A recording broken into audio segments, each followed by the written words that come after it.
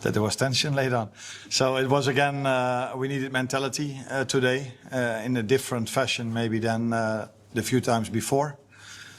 But we always knew how difficult of a game this would be, let alone if you have proper preparation time.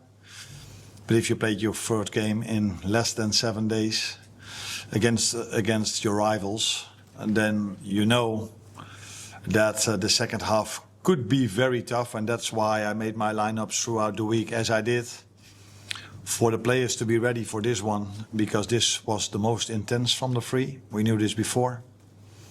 And you could see how well we can play if we are fresh. First 45 minutes, unbelievable, the way we played. But the second half was more difficult because of Everton, of course, but also because we ran a bit out of energy, but we didn't run out of mentality. Those 4 changes that you made shows the strength of the squad that you have. How pleasing is it then to come through these 3 intense games with 3 victories? Yeah, but this is also the reason why teams like us, Chelsea, all the ones that are playing in Europe need a squad like this, because you need to play so many games. So it's not an excuse. We have to accept it as it is. But we do have had some issues with Alexander Isak not training for 4 months. McAllister missing out a lot. I can go on and on and on, but the good thing is I do have the options to rotate throughout the week, and the ones that played 3 times 90 are Virgil, Ibu, Mo, Ryan and Dom, the ones that are used to this intensity at this level, and again they showed up really good. We'll be seeing them on Tuesday. I can tell you now, you won't be seeing them on Tuesday now. Yeah. If that's any help for Southampton, then they already know. Can I just ask you about Ryan, because obviously a great goal and assist, but it just feels like week in, week out, he's turning in just really consistent performances. Yeah, as he did last season. So I think it's for every player the same. You need a team around you to show how good you are. And I know we have a lot of good players, like just mentioned. And Ryan, both goals were similar area that we attacked with, first with Ryan, second time with Hugo, with the pace these two have. And like I said, first half it was a joy to watch.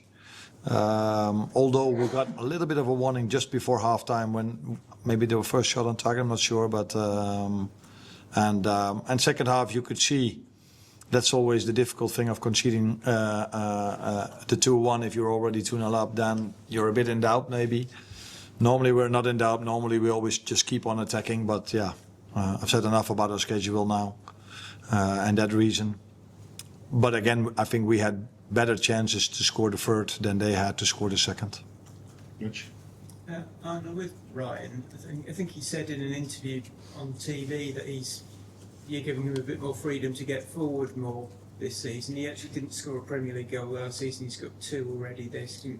With a goal and assist today, he's showing his quality in the final third as well. And so can you sort of tell us about that plan to get him forward a bit more?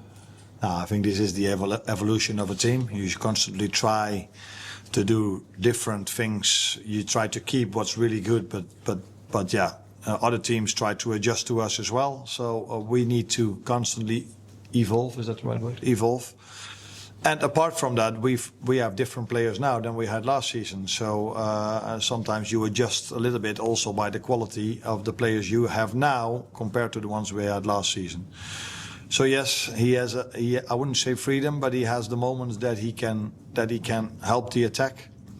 But that has a lot to do with the way the other team presses and the way, it's this long story, but so yeah, he has a bit more freedom. Yeah. Mike?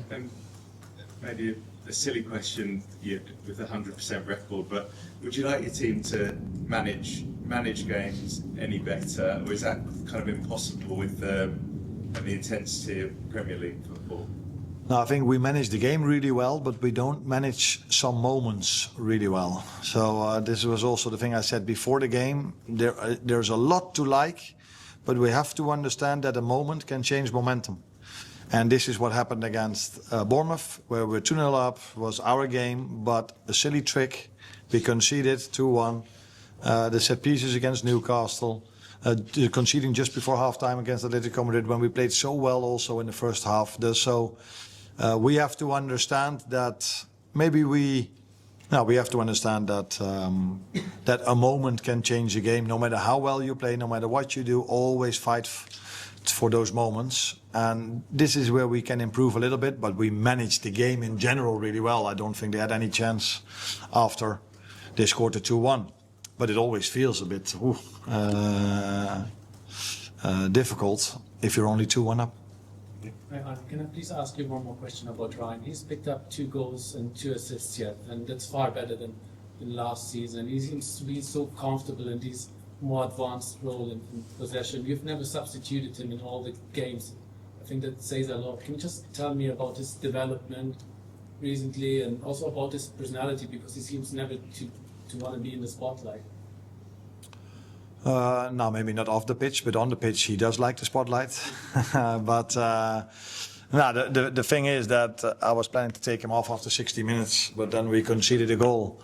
And I think he took the spotlights mainly because of his attacking things he does. But I also see, and maybe you guys as well, how much he runs off the ball, how many times he's there to help out Connor when he's in a 2v1 situation. And the same for Dominic Szoboszlai, the amount of sprints they make to help Connor, but a bit Mo Salah as well, because of that we can leave Mo a bit more forward and get the best out of Mo also.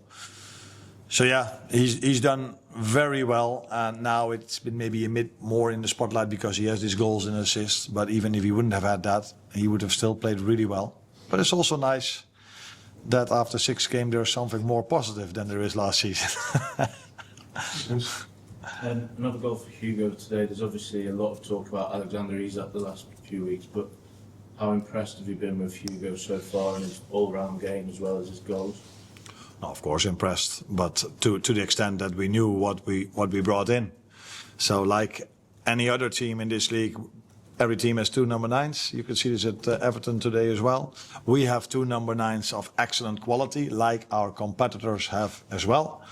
And now it's really a good thing because Hugo is definitely not ready, coming from a different league, to play 3 times 90 minutes in this space, in the way we play, because we have a high intense game. We constantly try to press. When the ball is out of play, our goalkeeper tries to start the play fast instead of taking a minute. So it's a high-paced game we try to play. And Alex is, as we all know now, because I've said it so many times, and I think this was out in the open before as well. He's only trained 2 weeks with a team where he didn't do for 4 months. So to have 2 now is definitely necessary. And every top Premier League team has 2 great number 9s, and we as well. Last one here. You talked about how well you played in the first half. How much that do you think was having McAllister, Szoboszlai, Gravenberch back together again, that sort of continuity of the midfield that played so well last season? Now, these are very good players, but we've played in different setups, really good moments in games, or large parts of games as well.